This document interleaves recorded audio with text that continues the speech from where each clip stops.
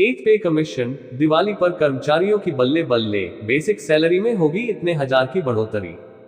समय के साथ बढ़ती महंगाई की शिकायतों को ध्यान में रखकर और विभिन्न केंद्रीय वेतन आयोगों सेंट्रल पे कमीशन की सिफारिशों के साथ भारत में केंद्रीय सरकारी कर्मचारियों सेंट्रल गवर्नमेंट वर्कर्स के वेतन में कई महत्वपूर्ण संशोधन हुए हैं।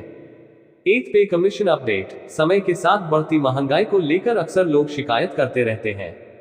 उनकी शिकायतों को ध्यान में रखकर और विभिन्न केंद्रीय वेतन आयोगों सेंट्रल पे कमीशन की सिफारिशों के साथ भारत में केंद्रीय सरकारी कर्मचारियों सेंट्रल गवर्नमेंट वर्कर्स के वेतन में कई महत्वपूर्ण संशोधन हुए हैं। देश के 50 लाख से ज्यादा केंद्रीय कर्मचारी कई सालों से मांग कर रहे हैं कि उनकी बेसिक सैलरी में बढ़ोतरी की जाए। कर्मचारियों को जुलाई में पेश हुए बजट से भी काफी आस थी, लेकिन वित्त मंत्री निर्मला सीतारमण ने कोई ऐसी घोषणा नहीं की। सरकार ने बजट में 8वें वेतन आयोग की बात को भी ज्यादा तवज्जो नहीं दी। अब वित्त मंत्रालय के सूत्रों का दावा है कि कर्मचारियों की बेसिक सैलरी में इजाफा करने की तैयारी सरकार ने कर ली है। दिवाली से कर्मचारियों के खाते में बढ़ी हुई सैलरी आएगी। सरकारी कर्मचारियों की जब सैलरी बनती है तब इसमें तमाम भत्ते लगाए जाते हैं। काफी दिनों से मांग उठ रही है कि बेसिक सैलरी में इजाफा किया जाना चाहिए, यानी बेसिक सैलरी कम से कम 26,000 रुपए होनी चाहिए। बजट सत्र में भी ये मांग उठी थी, लेकिन उस वक्त सरकार ने इस पर कोई बात नहीं की थी। अब जानकारी मिली है कि सरकार दीपावली से पहले कर्मचारियों को ये तोहफा देने की तैयारी कर रही है।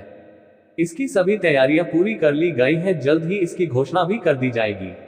अपेक्षित वेतन वृद्धि 20% से 35% के बीच हो सकती है, जो संभावित रूप से लेवल 1 वेतन को लगभग 34,560 रुपये तक ले जा सकती है और लेवल 18 वेतन को 4.8 लाख रुपये तक बढ़ा सकती है। इतने साल बाद होता है वेतन आयोग का गठन। भारत में अभी तक 7 वेतन आयोगों का गठन हो चुका है।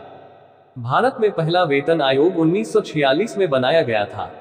लास्ट 7वां वेतन आयोग 28 फरवरी 2014 को गठित हुआ था। अब 8वें वेतनमान आयोग पर चर्चा शुरू हो गई है। जानकारी के मुताबिक 8वें वेतन आयोग का गठन करने के लिए फाइल बनने लगी है। 8वें वेतन आयोग से देश के 1 करोड़ 12 लाख कर्मचारियों व पेंशनर्स को सीधा लाभ मिल सकेगा।